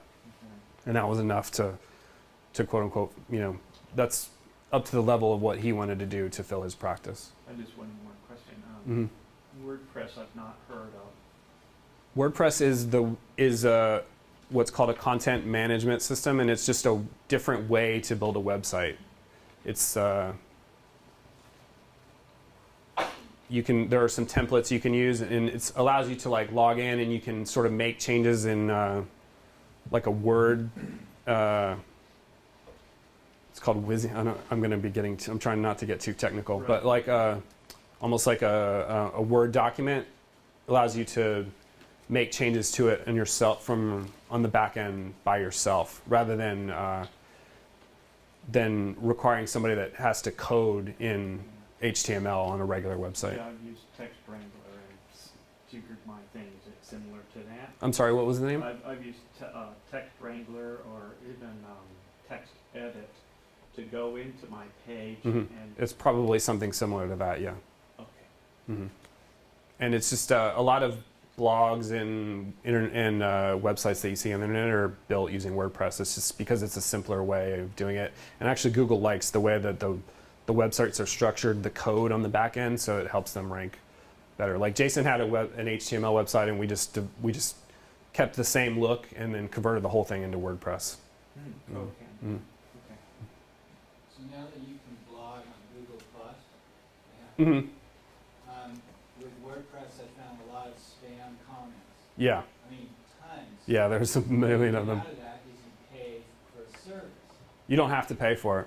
Well, then how do you get out of being spammed without paying for it? You can't get out of being spammed. That will happen, but what you can do is there's a plugin that you can download for free that will filter those comments to you and then allow you to allow any of the comments to be shown or not shown. For most local people, I would say, Jason does a ton of blogging, and I would say even for his, even if you just completely shut off comments, unless you have a really, really big following, like the 80-20 rule, if you just probably shut off all comments and send them to spam, you wouldn't be hurting anybody's feelings. Like the 1 or 2 people that are going to comment that are your actual clients, I don't think you'd be hurting their feelings too much, and it just saves you yourself a lot of time and headache trying to filter through all of the spam. So my actual question is, now that Google Plus has a blog site, and I know Google will never admit this, but they might favor their blogging over WordPress. Yeah, I don't know if that's I don't know if the answer to that is the honest question. The honest answer. Yeah, Google Plus is another thing that's just outside of the scope of what I'm going to present today. That's more like getting into Facebook and Google Plus, whether that's it's definitely worth your while if you go in and create a profile and for your business. I believe you can do that for businesses now. That's worthwhile as well, and it will, help your reputation manage it. It's just outside of the scope of what I wanted to cover today. For the system for soliciting reviews, Mhm. are you talking about online, like where they can easily go to your website and write something? Yes, Or- either that or getting, I would say both. If you can get them to go to the website and do it, that's great. Some people, if you can get them to do the comment card in your office, yeah. Oh. Either or actually both if you can get them to do that, yeah. Like some people there's like people that just love doing stuff on Yelp. If you ask somebody, do you have a Yelp account or do you review things on Yelp, or do you have a Gmail account? Because if you have a Gmail account, it's just super simple to log into the Google Places listing. If they don't, like somebody like me can help you take those handwritten reviews and comment cards that you have and put those listings in there so that it doesn't look, so it looks legitimate, basically. You don't want to, Where? huh? Put them inside the Google Places listing. Oh, I see. Huh. And your other, like Yelp is its own little weird animal with reviews, as probably everybody knows. They'll delete, reviews that are good from you, because if somebody doesn't review a lot of stuff on Yelp and then they put a review, sometimes Yelp will filter those things out. So, Google Places has reviews in it? yeah, Google Places has reviews. Mhm. I think that's the end. Cool. So, I just want to say, all that stuff he covered, a lot of it, I was sitting here and going, I don't understand. Yeah, sorry. Some of it, but that's because he did all of that for me. So I didn't have to do all of that stuff. The title tag and he said I do a lot of blogging. Maybe once a month I put up I'll see an article on something I think is relevant, weight loss or cancer or some discovery, and I'll just say, hey, there was this thing out there that you guys might be interested in. If you're interested in this, check it out. And I put a link to whatever that article is. That's it. I'm lazy. So once a month maybe I'll put something up. And correct me if I'm wrong about this, but I'm not a blog person. I don't like blogging. How many of you blog? Yeah? And it's great if you do a lot of blogging, you get more content, maybe you get more views. But from what I understand of WordPress and those other engines that are out there, is the more pages you have, each time you create a new blog entry, like every once a month when I write something, it creates a new page on your site, right? So it's almost like every time I do that, my site is getting weightier and bigger on the internet. And then every time someone searches, it shows that I've got a really recent modification to my website because I put a new thing up. And the pages, the book is getting bigger and bigger, so I'm going to get more better search results. So I don't have to do anything. I wasn't even aware that you just did it once and left it, so that's great. But he does all of that stuff for you too, so you can play with it yourselves and try that. I was too lazy, I just had him do it, and within, I'd say 6 months, I was the top of Google search for the hamlet I live in, or work in. But so, yeah, just doing the Google Places listing alone and getting that done correctly will probably get most of you in most of your markets definitely more business, I would say. now Martin, can you hear me when I'm talking? Yeah, just Okay. Okay, so just a couple of points before we head off to break for a moment. A lot of what he said, there are also more handouts that I'm going to send to y'all, and they just take up too many pages, like all the details on Google Places and how to do all of that. And another document, what was the name of the document you wrote, the seven? So lead generation, I don't remember the exact. 7 tips for lead generation or something that Brooks wrote. It's an ebook that he wrote that he's giving you for free as well. In addition to that, even though he's moving, his information I believe is at the bottom of page 13, and he's willing to give, because he's here with y'all, he's going to give any one of you who need it or want it a free review of your web situation and what he can do to help get your stuff up there and just see what's out there that he can help you out with. So I'd highly recommend you either email or write him about that. So far, we've talked about the importance of the 80-20 rule, giving you a bit of the surface structure of the way that all of these practitioners who I've studied with all seem to have some things in common about the way that they put their practices on autopilot. And there's some essential rules behind all of that. And what I'd like to cover a little bit now is the center part of that model that you had on page 2 that's in color, the clinic itself, and what stuff you can do within your clinic to get people to start referring people to you. Now, Brooks mentioned, and I'm going to refer back a couple of times to things he talked about, I believe on number 4 of his handouts, which are on page 12, 13, that you want to try to collect as much as you can at the time of service when somebody is happy with you. You want to collect information from them that they're happy. You can have them write it down or suggest that they put it on Yelp or Google Places. When you get a Google Places thing up there, that might be even better so that it doesn't get filtered out by Yelp. And you really want to get people to know that you're looking for other patients at the same time. And there are a lot of very overt and more subtle ways to do that. The overt, of course, is what we were just talking about, having comment cards in the front of your office or something like that, or suggesting to people that you're looking.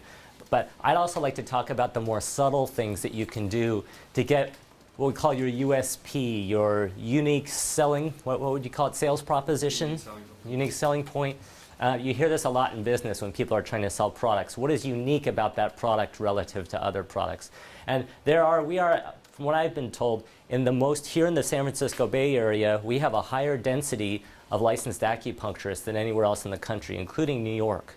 We have more people in this area and more schools than anywhere in the country. So I remember being in school and people freaking out a little bit going, wait, my practice management course didn't tell me how to actually differentiate myself so that I could do a better job. We all learn the same stuff. So, well, there are certain things that we can do a little more subtly to get people the message not only that we're looking for more patients, but that they're going to want to talk about us. And what we want to do is get them to realize that our practice, our clinic is unique. And there are a lot of different ways of doing that. Now, I believe page 13 of Brooks's stuff, it's got a little breakdown of a few points that are under the USP, unique selling points or sales proposition, of ways that on your website you want to do that. But you can apply these into your practice as well. And there are 2 essential points that I want to make and go into some more detail about them, about how to get that nucleus at the center of that model in your clinic, get your patients to start talking about you. And in fact, get your patients, the essential thing is to get your patients to realize that the experience of the hour or however long they're in your practice that experience lasts well beyond just the time that they're actually in your office. And that's the key point. You want the experience of going to see you to go well beyond their reason and their experience of time-wise in your office. You want them to feel it, experience it well beyond the time that they were in your office. And there are two ways of going about that. The first way is the environment itself. So what things can we do to make the environment of your practice? What do people feel, hear, see, and experience in your practice, in your space, in your clinic that's unique? The second level is the way you interact with them. And that other course that I teach, nonverbal stuff, goes very deeply into that. So if you've seen ads for that, I say keep your practice full with nonverbal medical communication. And the reason I do is because we go very deep into the interactive things that some of the best and most effective and busiest practitioners do on a one-to-one basis with their patients in order to get that kind of rapport that makes people feel that they really get a connection. So if you look on page 14 of your handouts there, I go into greater detail about different ways of enhancing the experience and the interactive experience of your, the environment and the interactive experience with your patients. And I wanted to just touch on a couple of those. How many of you have a design theme in your office? You'd say it's the Asian theme. It's funny because I've only been married a few years, and when I first met my wife, I had a lot of Asian themed stuff in my house. And she's like, what's all that kitsch? Get that out. Now that we're married, I don't get to have any Asian stuff at home. So I have a very Asian themed office, I guess you'd say. But I've noticed in other people's offices sometimes that they'll have a theme going, but then they'll have a bunch of personal pictures up too of the time when they were camping with their friends, or the time that, you know, their old dog, or a bunch of personal stuff, wedding pictures, sometimes stuff like that, that's up on the wall in the practice in the actual treatment room. I'd suggest keeping true to your theme. I've had patients who sometimes want to trade. And one of them wanted to trade because she's an artist. She wanted to trade for some paintings. And her paintings were very impressionist, French impressionist, whatever.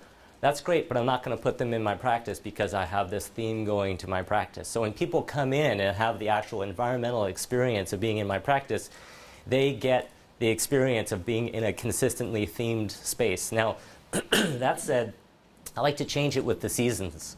So I have those scrolls, you know, that you can get very inexpensively in San Francisco, in Chinatown. I believe it's on Pacific and Grant, that corner there. There's a place that says going out of business sale, 80% off. It's been there for 10 years with that sign. And they have thousands of scrolls that are under $100. And so what I like to do is they have all kinds. They have some that really look great, and then they have the fluffy kitten dragon ones too. If that's your thing, great.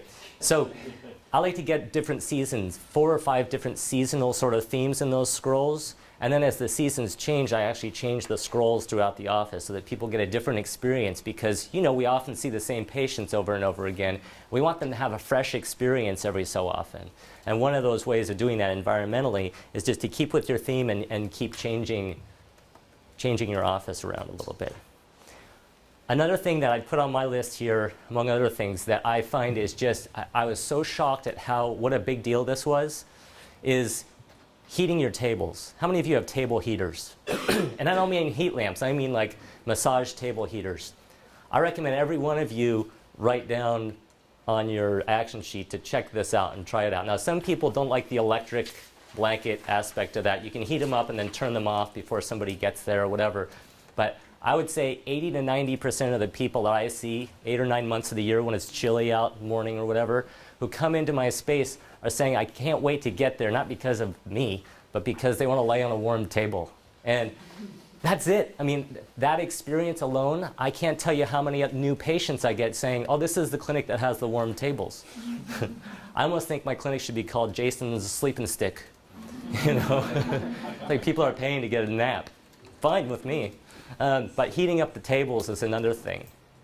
What are some of the things, now a lot of you have been in practice for a while, and I just wanted to brainstorm a little bit.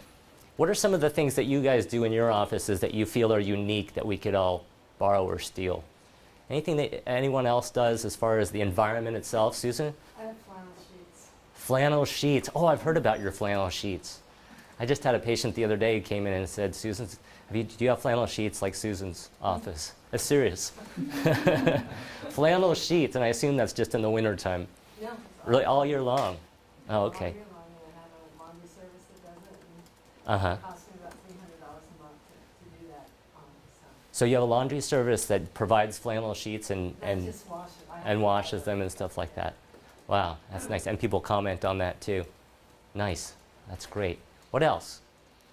What else have you done in your office that's unique, Stephen? We have artists do showings and have their Oh. art on the walls for sale in the lobby and in the hallways. Oh, super cool. So a couple, once or twice a year we change that. Ah, so you get artists to come and actually, do they put little prices next to their stuff? They actually sell stuff out of your practice? Yeah, well Uh-huh. actually nobody's bought anything yet, but Uh-huh. basically, they get to show off their artwork and we get Uh-huh. to have some great stuff on the walls. Oh, cool. And do you get to vet it a little bit? Yeah, I mean obviously I'm only gonna pick, people that I like what they Uh-huh. do. Oh, good. Yeah. Oh, good. That's a great idea. I used to, when I first started out my first year in practice, I worked at a physical therapy clinic downtown San Francisco. And I won't tell you the name of it, but the guy who owned it had a very unique sense of art.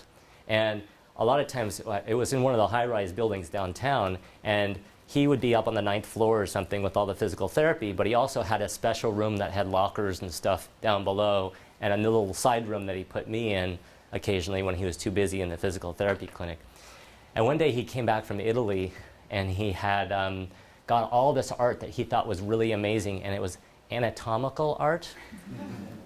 Disemboweled people on battlefields and stuff like that.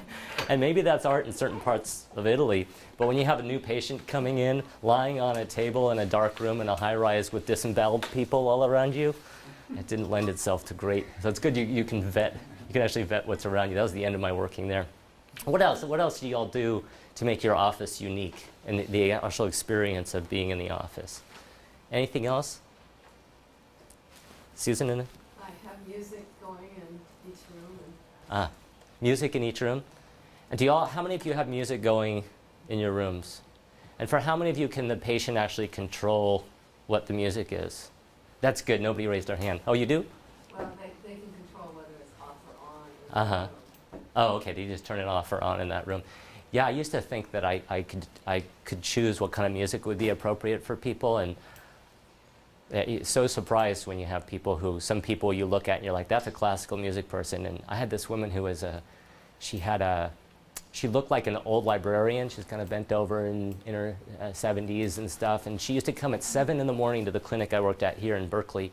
And I used to have individually controlled music with an iPod. And I was like, so what would you like to listen to? And I was starting to suggest, like, classical, whatever. And she goes, do you have any of the Metallica? I was like, did you say what? And she goes, well, something a little calmer, like some AC/DC or some Led Zeppelin would be okay. 7 in the morning, like drinking whiskey. I couldn't believe it. So how many of you know about Pandora? Yeah? Pandora is a service, if you don't know about it, online. If you go to pandora.com, where you can actually create your own custom radio stations, and you can actually play them through your iPod or your phone or whatever. And I have my iPhone hooked up to my stereo system with speakers everywhere. And in addition to creating your own station, you can create your own genre. And there's a genre called spa music.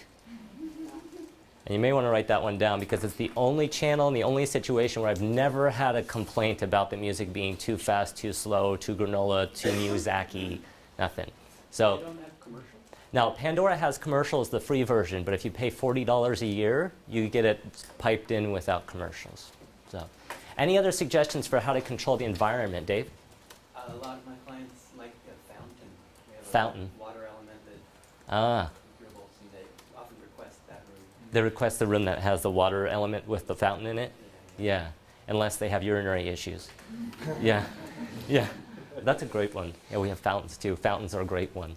So, anything you can think of, anytime that, one of the things that I want to do after this course is I have all your emails, I think, and I want to create a Google group for us, and for those of us who watch the video as well, for free, so everyone can go on and exchange ideas like this, and we can be more of a community, because we're all working on our own, and there are all kinds of suggestions for community, but to have it specific to the way we run our practices. Yeah, Jason?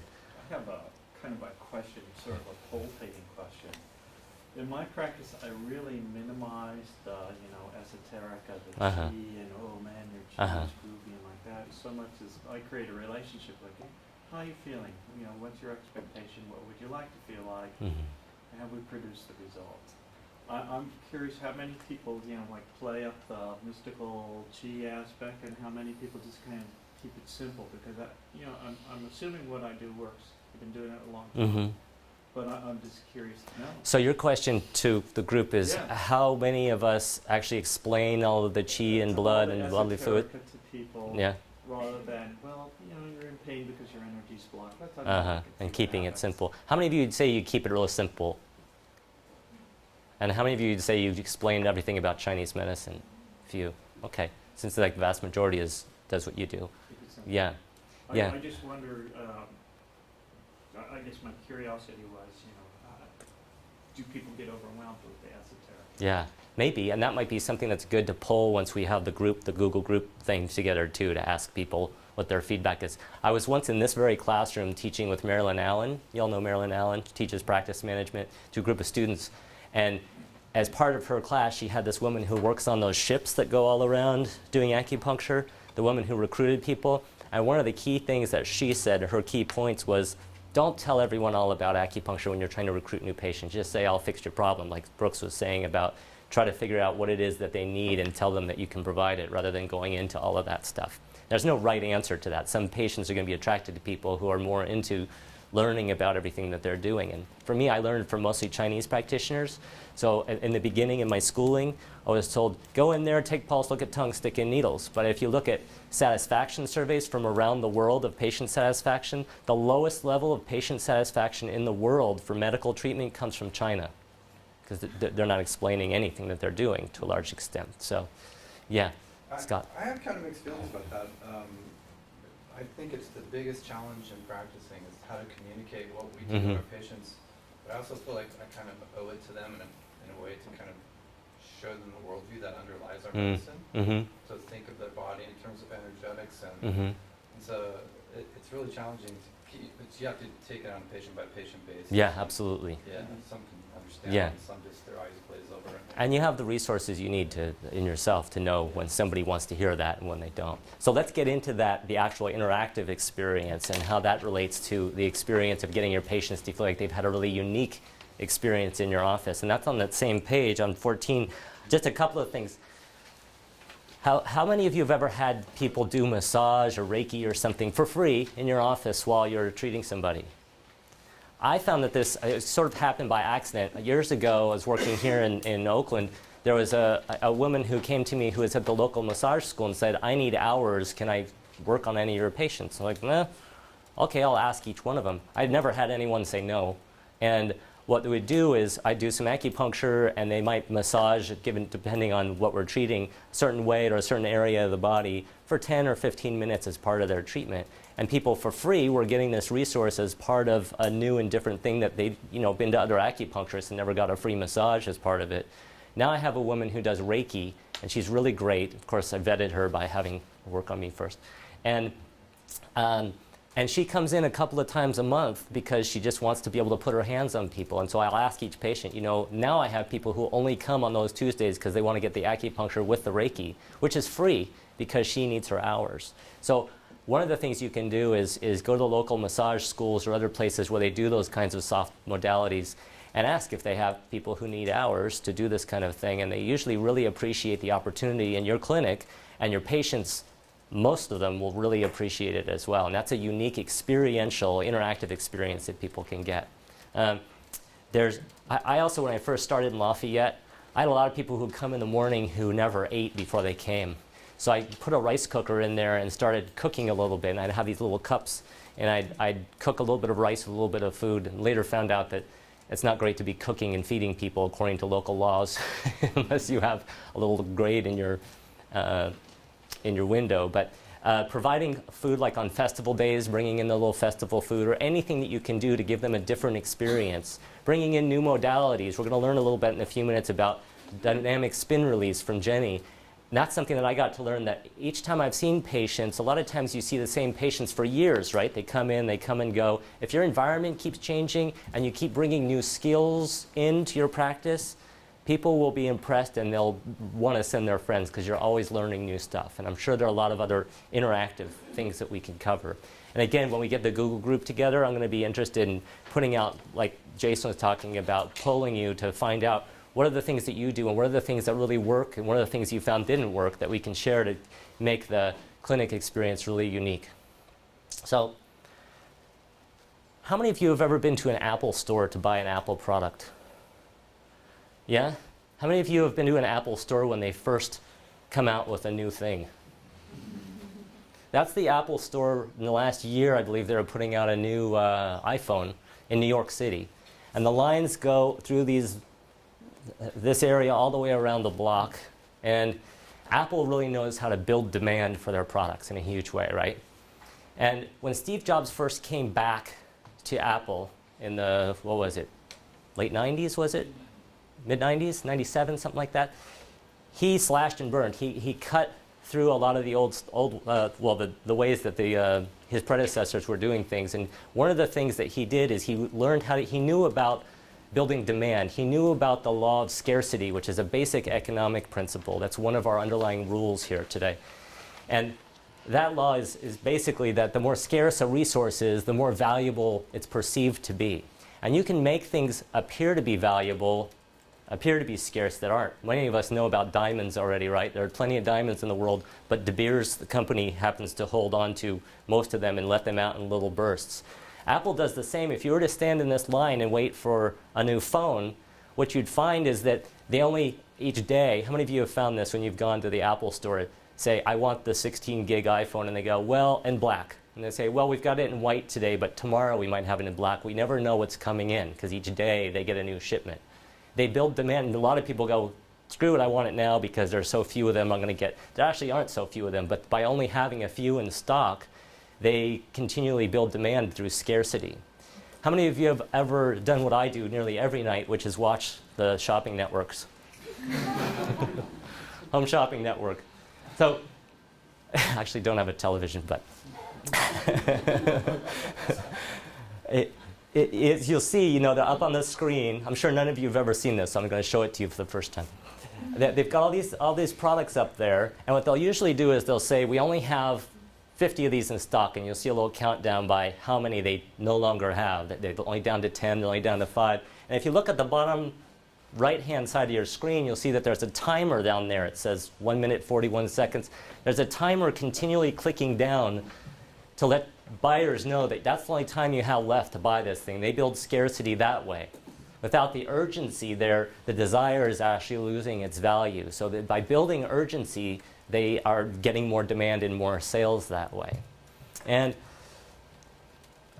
of course, it goes all the way back to the Garden of Eden. In the story of the Garden of Eden, we have, it's human nature. We know that we have complete abundance in the story of the Garden of Eden, which I'm no expert on. What I understand is that there's complete abundance. Anything you need is taken care of. The only one rule is don't pick that apple. And that's, of course, what we want. We want the thing that's rare that we're not supposed to do, right? Now, it's part of who we are as humans. So scarcity builds desire. Now, there's also the law of the paradox of choice. Have any of you ever heard of the paradox of choice? One of the things that Apple does, in addition to making its stuff appear scarce, is when Steve Jobs first came back to Apple, he slashed their product line and said, we're only going to make 3 things. We're just going to make, I think it was laptops, desktops, and one other product. I don't remember. And as you see through their product line, every time they release a new thing, a new iPad, a new phone, they only release 3 models for the most part, in 2 different colors perhaps. But by giving you more choices, the more choices you have, the less, there's a bunch of study about this, the paradox of choice, if you Google it. The more choices we have, the less satisfied we are with the choice we actually make. This is a picture of just an aisle in a supermarket, and this aisle is only cereal. And you'll see there's tons of cereals, but the more choices we have, it's a paradox of humanity here, that the more choices we have, the less we feel good about them. Well, I have a Taoist teacher named Liu Ming that some of you may have heard of. He's local here. And one of his favorite quotes, at least my favorite quotes of his, is that Americans tend to be depressed because we're trapped by our freedom, is what he would say. We have so many choices that we don't know what to do. When you limit choice, you actually get a lot happier about the choice you end up making. So what can we do about this in our practices? Well, there are a few different things. And again, I've got some information on, starting on page 15, about the law of scarcity and the way that we can use it in our practice. And there are a bunch of different ways that we can create the impression with our patients that our resources, the resource of getting in with us and having an appointment with us, is a scarce commodity, rare and valuable. It doesn't matter if you'll have 5 patients in a week or 50. You can create that scarcity. Some suggestions are on page 17. One of my favorites is to make sure that you schedule your patients close enough together that they actually see one another passing in the hall, or they hear one another. Give them that impression that they actually know that there are other people coming to your practice. I took over a space that was previously held for years by a guy named Jay Lasko. And one of Jay's teachings to me, we have 3 different treatment rooms. And if there were nobody in the other treatment rooms, he would make sure that he closed the other doors so that people had the impression that there are other people in those rooms. So even if you have, how many of you have multiple treatment rooms? Yeah? So create the impression that you're really busy, even if you're not, by closing those other doors and not giving people a choice which room they're going into, unless they happen to, you've already chosen which room that they like or the room that they're going to be in. Don't ask them which room do you want, and show them that you have a bunch of space available. I suggest keeping a phone that actually rings in a different room so that they hear that phone ringing, putting a bell on your door, anything you can do to actually create the impression that you're a valuable commodity. Sometimes when nobody else is in the clinic and I have a patient on the table and nobody's coming in and it's a new patient, I'll ring the bell myself sometimes just to just to open the door, close the door. Sometimes I have a dog, so when I do that, she barks and it makes it seem like there are more people coming in. And there's stuff that you can do as far as your scheduling too. Don't lay your appointment book open and let someone see that you are completely open. When you set your goals, set the goals of exactly what days and times that you want to be working. And once you've done that, don't budge for that unless this person's really an MVP of some kind, one of your most valuable patients. Set the times that you're going to work, even if you only have a few patients. If somebody wants to be outside of that time, you're too busy. Your resources are scarce. Don't give them as many choices. If you have time that's completely open, morning and night, 5 days during the week, instead of saying, what day do you want to come in, say, I've got time in the morning on Tuesday, the afternoon on Wednesday, and midday on Thursday. Which one of those would work for you? Even if you have more than that. They may haggle a little bit, but that haggling is them adjusting to the fact that you are actually a valuable commodity, even if you don't have a lot of people coming in. Sometimes what I'll do, if I do have an open day and somebody says, oh, I can come in Saturday morning, like, well, I'll just say, oh, I can't see you Saturday morning, I don't work till Saturday afternoon. Oh, I'm busy then. I'll say, well, let me do this. I'll write down your name on my waiting list, and I'll call you within 24 hours if somebody cancels. Then I'll call them back and put them in. It seems like gaming them a little bit, but this is what's happening to us all the time with marketing. And it's a principle of our human nature that we actually want what's scarce, and we don't want a lot of choices. We'll be a lot happier choosing one of the few resources that are made available to us. Yeah? So this makes me to believe that online scheduling isn't such a good idea. Well, I don't know a lot about online scheduling. The question is online scheduling a good idea? And I would just say, if there's a way you can limit it so that you can actually, what I would do probably is create, I'm a nerd, so I would create blocks of time that appear to be busy, because you can't see other patients' appointments, right? So you can make other appointments and leave spaces open so it appears that you're quite busy and you just have little spaces, one in the morning, one in the afternoon on each day or something like that. That's one of the ways to do that, just to think of keeping this in mind. Now, there are a lot of different ways of doing this, and again, this is a short course, and we could take a lot of time to think of all the different ways of doing it. Again, once we create our group online, I'm going to bounce more questions through you and hope that I get some suggestions. Just briefly, are there any other suggestions that you all can think of that you think would actually drive scarcity? Do any of you do any of these things? Yeah, Scott? Sometimes if I go on vacation, it's true, but like when I come back, I'm really slammed, so I'll just tell people, I really recommend that you book out for a couple weeks in advance, because I'm going to fill up over here, and that often Yeah, just tell people that you're booked out. And one of the things that happens when you start doing this in your practice repeatedly is people don't kind of go, well, I don't know, I'll call you. They go, well, I better get on your calendar now, and I can always call and cancel if I need to. So put the burden on them of knowing that you're really busy, and if they can't get in, they might not be able to, whether or not you're really busy. You want to give the impression that you are. Yeah. Anything else on this before I move on a little bit? Great. So I wanted to talk briefly about your outside referrals. And with your outside referrals, you remember that feedback loop. And just briefly, you look on the outside of that, your right side. How many of you have gone in cold into other people's spaces and tried, like doctors and chiropractors, and tried to give them information about you? And I certainly have. And then I walked out, and I can hear the secretary putting it all in the trash. Did that a lot, right around here, actually. Until I eventually figured out and listened to what Susan and other full practitioners with full practices on autopilot would do. And that is, they'd find out about the outside referral sources that they'll go to through their patients. Now, on page 18 of your handouts there, I did a little informal survey from some of the busiest practitioners in the area that I could find of which outside referral sources, and by outside I mean not friends and family and patients sending their friends, but other practitioners, other sources that could possibly be sources for new patients for you. And it turned out hairdressers were overwhelmingly number one.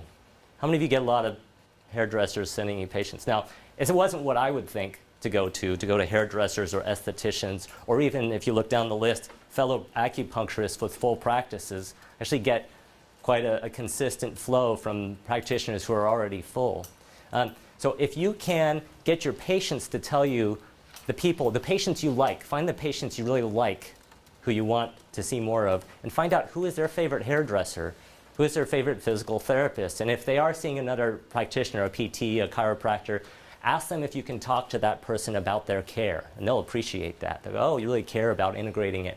And then when you do, you're not going in cold. It's the difference between an inside and an outside sale. You're going in, calling that chiropractor, physical therapist, or whatever, and finding and talking to them about that patient a little bit. Better yet, as Brooks talked about, you want to make sure that whatever you're doing, you want to be providing a service, solving a problem. I found personally, I don't really get referrals from chiropractors. My experience personally is that I have a hard time getting them to believe that I'm not going to steal their patients somehow. And I know that between chiropractors and physical therapists, they sometimes talk about that too. My strategy, which I found out accidentally, is I'll go to a physical therapy clinic and say, do you ever have those patients who you've done everything for and they're just not getting better, or they've plateaued? Those are my patients. Those are the people I'd love to see. So suggest to them that they try acupuncture and then come back to you. And I thought at first that I didn't know that would work, but I've been overwhelmed with physical therapists and chiropractors and other practitioners saying, oh, that's the guy. One of the doctors on my block, I have a block with a bunch of doctors, calls me House LAC, because they send me all the people they don't know what to do with. And it gives them an option. You're solving a problem for them. So I suggest that you do that. Look at this list on page 18, and on your to-do list or your action list, you may want to go back and ask your favorite patients who their favorites in this list would be, your favorite hairdresser, whatever, and ask permission if you can go to that person and say that you're seeing them. And that's where you're going to ultimately get the other side of that feedback loop coming back. Now, I just wanted to talk a little bit about integrating everything we've talked about today.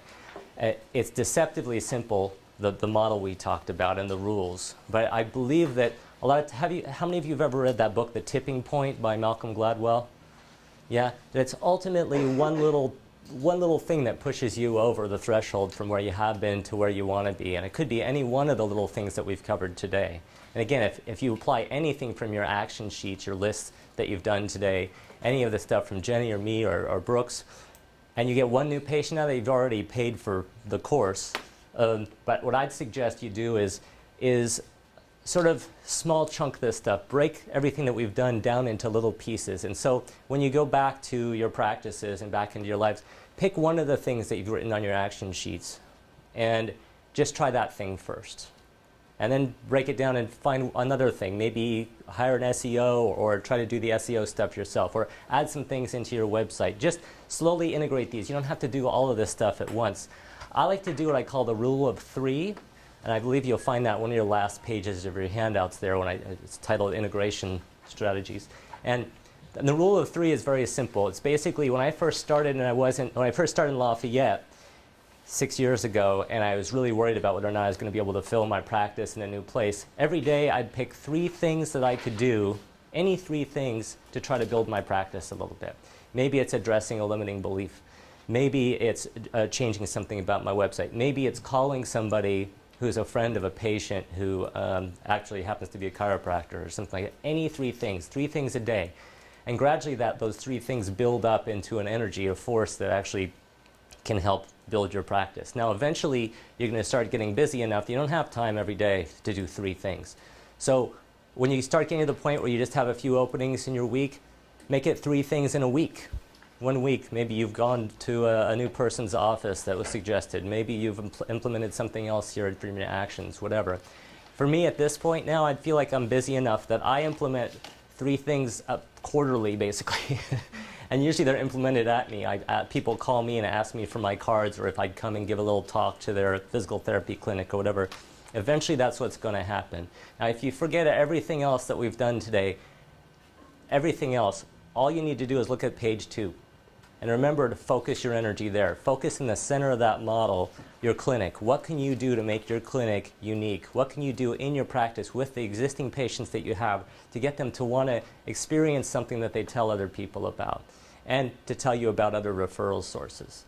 Now, at the beginning of this talk, I told you that in this workshop, seminar, that there are a lot of different ways to fill your practice. There are a lot of different models. There are a lot of different people teaching courses. And you can go to Robert Doan's course and use that model, or the Singer seminars and check out their models. And depending on where you're located, you're going to want to do different kinds of models.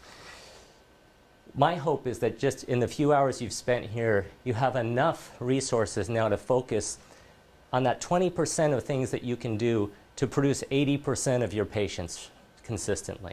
When in doubt, just look back at page 2 and page 3 and make sure that whatever actions you're taking fall within that model on page 2 and the rules of page 3. And I think that you'll find that you can eventually get your patients and your actual practice really into autopilot, so that you don't have to do a whole lot of marketing, and you can come into a course like Susan did today and say, I don't do any marketing. It just happens for you. I know that you've made a lot of sacrifices to practice the medicine that you practice and to be where you are in your life.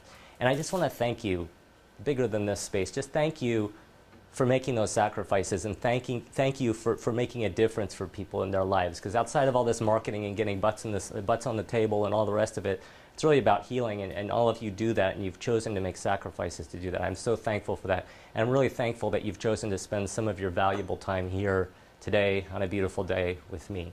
So beyond that, the last page of your handouts that I believe Zoe said you could fill out your eval, turn it into her, and you'll get your certificates. Otherwise, I'm looking forward to emailing you all about the Google group, where we can exchange more information about this model and other models and really be a community as practitioners. But otherwise, thank you very much for your time and for being here today.